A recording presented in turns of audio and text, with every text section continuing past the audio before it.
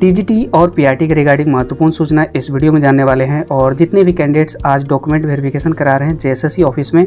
उन सभी से अपील भी करने वाले हैं। तो प्लीज़ आप इस वीडियो को पूरा जरूर देखिएगा। और आप सभी को पता है कि सोनी कुमारी के द्वारा सुप्रीम कोर्ट में कंटेम्प्ट ऑफ कोर्ट फाइल किया गया है और क्यों फाइल किया गया है आप सभी को मालूम भी है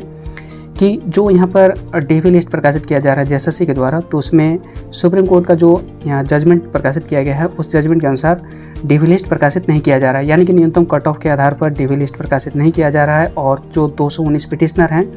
उनको यहाँ पर स्थान नहीं दिया जा रहा है। तो इसके खिलाफ सुप्रीम कोर्ट में कंटेम्प्ट ऑफ कोर्ट फाइल किया गया है, जिसका जो फर्स्ट डेट लगा था 4 नवंबर को लगा था, उसके बाद 14 नवंबर को, अब जो अगला डेट लगा है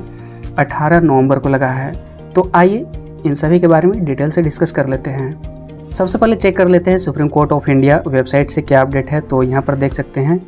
और यहाँ पर मैं पहले कैप्चा डाल लेता हूँ, 7872 है ना, 7872। तो कैप्चा मैंने डाल लिया है और इसे सबमिट करते हैं और यहाँ पर देख सकते हैं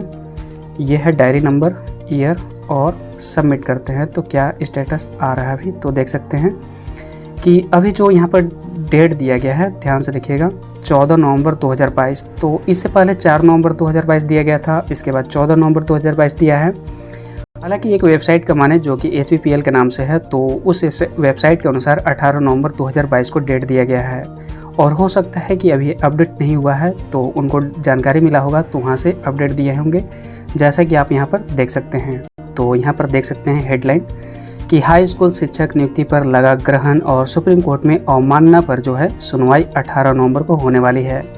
और कहीं लटक न जाए हाई स्कूल शिक्षक नियुक्ति, जो कि 1 घंटा पहले अपडेट हुआ है, देख सकते हैं एडमिन के द्वारा। तो यहाँ पर देख सकते हैं कि हाई स्कूल शिक्षक नियुक्ति 2016 अवमानना मामले में 18 नवंबर को सुनवाई होगी। आपसे रिक्वेस्ट है कि अगर आप इस जानकारी को अगर आप जानते होंगे तो इस वीडियो को मिस मत कीजिएगा, पूरा जरूर देखिएगा। और याचिकाकर्ता जो है सोनी कुमारी ने इस मामले में सुप्रीम कोर्ट में कंटेम्प्ट फाइल की है, तो कोर्ट जो है इस मामले में अब डायरेक्शन देगा और उन्होंने कहा है कि हमने आवेदन के माध्यम से न्यायालय को जानकारी देने का प्रयास किया है कि 2 अगस्त को दिए गए सुप्रीम कोर्ट के ऑर्डर का झारखंड कर्मचारी चयन आयोग और राज्य सरकार की ओर से किस तरह से अवहेलना किया जा रहा है। तो आपको बता दें कि याचिकाकर्ता ने चीफ सेक्रेटरी, शिक्षा सचिव, कार्मिक सचिव और जेएसएससी सचिव को वादी बनाया है और प्रार्थी के मुताबिक सुप्रीम कोर्ट के निर्देशानुसार जेएसएससी रिजल्ट प्रकाशित नहीं कर रही है और सुप्रीम कोर्ट ने प्रकाशित अंतिम कट ऑफ को आधार मानते हुए स्टेट लेवल रिजल्ट प्रकाशित कर नियुक्ति प्रक्रिया शुरू करने का आदेश दिया था, लेकिन जेएसएससी ने इसे नज़रअंदाज कर दिया है और जेएसएससी अपने तरीके से रिजल्ट जारी कर रहा है। तो इसी के खिलाफ कंटेम्प्ट किया गया है। तो ऐसे में हाई स्कूल शिक्षक नियुक्ति प्रक्रिया पर फिर ग्रहण लगने लगा है और जेएसएससी ने पिछले दिनों परिणाम जारी कर इतिहास और नागरिक सहित विभिन्न विषयों में सीमित संख्या में अभ्यर्थियों को सर्टिफिकेट वेरिफिकेशन के लिए बुलाया है। और आपको बता दें कि 2016 की नियोजन नीति के तहत, ये पुरानी बात है, तो कुल मिलाकर यही है कि 18 नवंबर को डेट लगा है और इसमें यहाँ पर इन सभी को जवाब देना है। जो चीफ सेक्रेटरी हैं, शिक्षा सचिव हैं, जो कार्मिक सचिव हैं और जेएसएससी सचिव हैं, इन सभी को जवाब देना है कि आखिर ऐसा रिजल्ट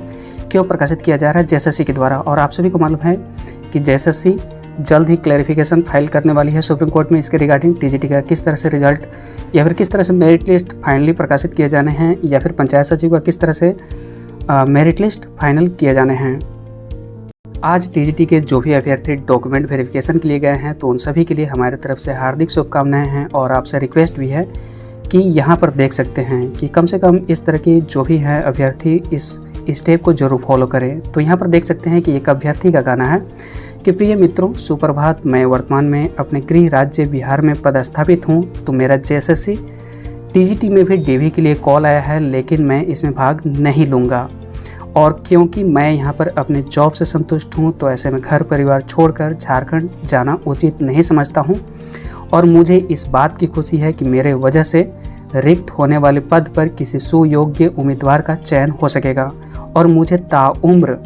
ऊपर वाले का आशीर्वाद मिलता रहे, बस मेरी यही कामना है।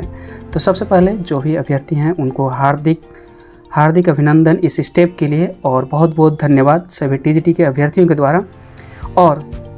तो यहाँ पर देख सकते हैं टीजीटी के अभ्यर्थी जो हैं आज गए हुए हैं जेएसएससी ऑफिस डीवी कराने के लिए। तो हालांकि आज गए हैं उन सभी से नहीं, लेकिन जो आने वाले समय में डीवी कराने वाले हैं उन सभी से रिक्वेस्ट है कि जिस तरह से लोगों ने, अगर आपका जो जॉब है बिहार राज्य में हो गया है या फिर किसी अन्य राज्य में, जैसे कि यूपी से भी हमारे पास कॉल आते हैं या फिर छत्तीसगढ़ से भी कॉल आते हैं, जो भी आसपास की स्टेट है, तो उनका सिलेक्शन अगर टीजीटी में भी हो गया है और अन्य राज्यों में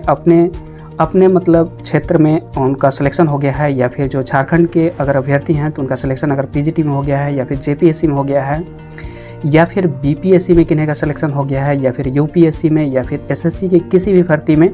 तो निश्चित तौर पर इस पोस्ट को ज़रूर छोड़ दें और यहाँ पर डीवी के लिए प्लीज़ नहीं आएँ, ताकि जो भी आपके बाद जो भी मेरिटोरियस कैंडिडेट हैं उनका स्थान मिल सके।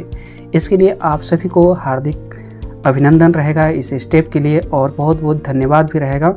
और आपकी उज्जवल भविष्य के लिए कामना भी रहेगा। और जो भी अभ्यर्थी आज जो भी डीवी के लिए गए हैं, हालांकि मैंने अपने स्तर से पता किया था कि टीजीटी के जो डीवी लिस्ट प्रकाशित किया जा रहा है उसमें पीआरटी का जो रिजल्ट है उसमें शामिल है या फिर नहीं है, तो अभी तक की मिली जानकारी के अनुसार पीआरटी का जो सीट है इसमें शामिल नहीं है, पीआरटी का सीट इसमें शामिल नहीं है। हालांकि मैंने एक अभ्यर्थी थे उनसे पूछवाया भी था जेएसएससी ऑफिस में, तो उनके द्वारा साफ स्पष्ट तरीके से मना कर दिया गया बताने से। लेकिन जो भी हैं, हो सकता है कि आप सभी को बता दें कि अपने स्तर से पता करने की कोशिश करें कि इस रिज़ल्ट में जो यहाँ पर डीवी प्रकाशित किया जा रहा है तो क्या इसमें पीआरटी भी शामिल है या फिर नहीं है क्लियरली। तो प्लीज़ आप पता करने की कोशिश करें और जैसे ही पता चले मुझे इन्फॉर्म करें। डिस्क्रिप्शन बॉक्स में मेरा नंबर दिया हुआ है, तो वहाँ पर आप कॉल कर सकते हैं या फिर कमेंट बॉक्स में भी लिख सकते हैं। आप सभी से जो भी डीवी करा रहे हैं या फिर कराने वाले हैं, आप सभी से ये भी रिक्वेस्ट है कि जो भी सब्जेक्ट का डीवी हो रहा है तो प्लीज़ आप ये बताने का कष्ट करें कि अटेंडेंस कितना रहा है।